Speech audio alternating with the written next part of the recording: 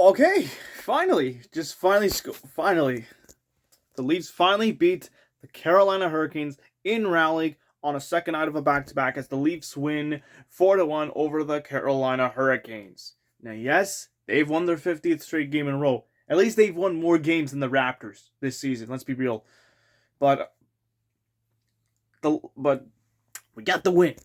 But did Tampa lose to Buffalo? No. So technically, the game's not over yet for the Lightning and the Sabres game. The Lightning is just whooping the Sabres 7-3, and unfortunately, the Leafs won't be clinching the Atlantic Division, which is freaking painful. Great. So no matter what we do, we have no other choice. So again, let's get to the real game. It's second night of a back-to-back. You're playing against the Carolina Hurricanes, where the Hurricanes played against the Rangers, and they won 7-3, I believe. 6-3, 7-3. I don't care what the score was. And they eliminated the New York Rangers from playoff contention. And tonight, you're playing against the Hurricanes. You're playing on a second night of a back-to-back. You had to travel from Toronto to Carolina. Joseph Woll starts in net. Frederik Andersen, the former Maple Leaf goaltender, starts in net for the Toronto Maple Leafs.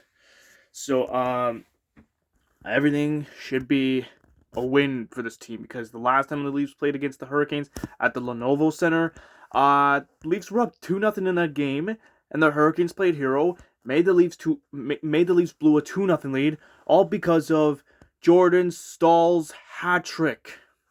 And yeah, my voice wasn't even at 100% when I did that rant.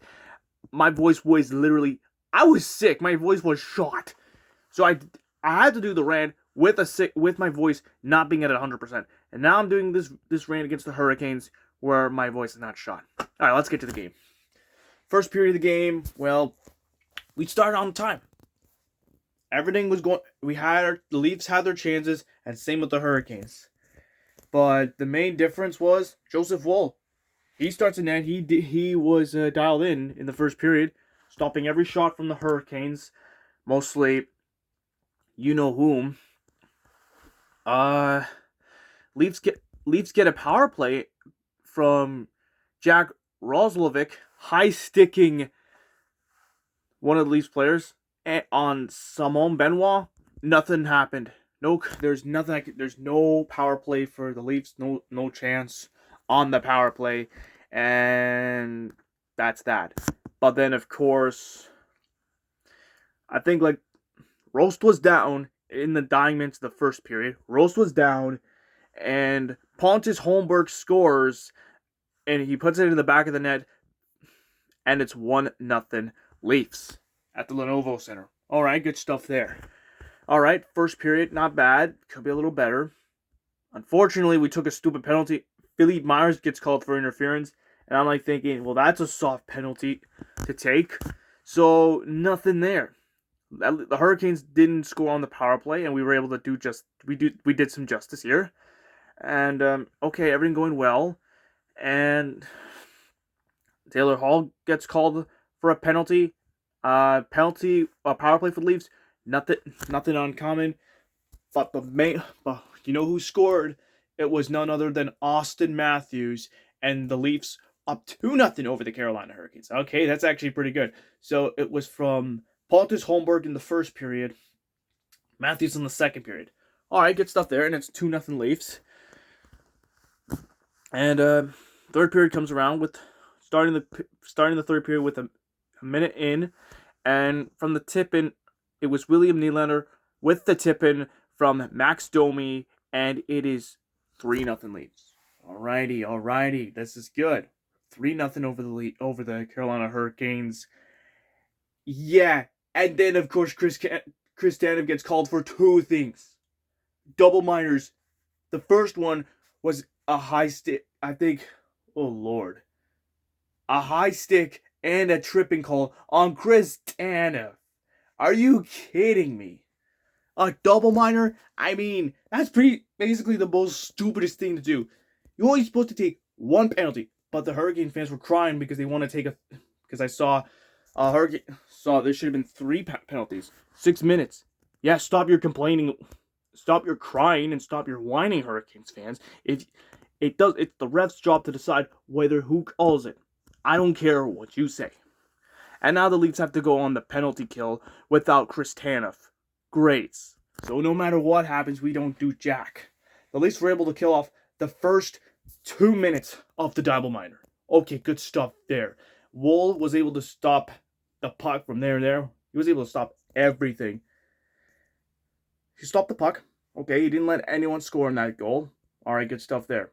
Scott Lockton comes in. I thought he was going to go for the short-handed goal. Did the stop shot, and it hits iron. Oh my god. Scott Lockton is a bust for that one. Are you kidding me? It could have been the 3-0. Could have been shorthanded there. And the Leafs just give up another power play to Sebastian Aho, who puts the Hurricanes on the board, and it's 3-1 Leafs. And I am starting to think to myself, I've seen this story before. Remember that Jordan Staal hat-trick game where the Leafs were up 2-0 in that game, and the Hurricanes took the Leafs 2-0 lead away back in January? I don't want that same crap happening. I swear to God, it better not happen. But thank God it didn't, because guess who scored to make it 4-1? It was John Tavares, and that ices the game. John Tavares ices the game. It's 4-1 Leafs, and that is that. So, great game for the Toronto Maple Leafs, really. Really, on a second night of a back-to-back, after the 1-0 overtime win over the Montreal Canadiens, which I kind of rambled on since that game went an entire 60 minutes without a goal. Not a single goal has been scored until overtime, with Mitch Marner scoring the overtime winner against the Montreal Canadiens. And now coming here to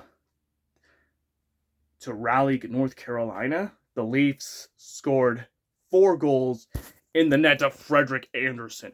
In the net of Freddie Andersen. I mean, how about that?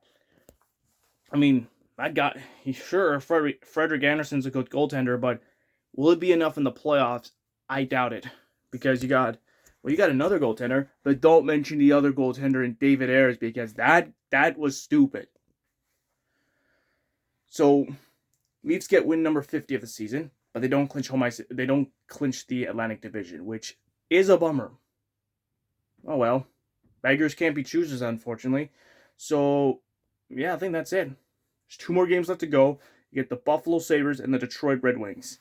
And speaking of which, when the Lightning is basically just destroying the Buffalo Sabres, so the next game for the Toronto Maple Leafs, they go to Buffalo and they take on the Buffalo Sabres, who have been, at this point, not so good.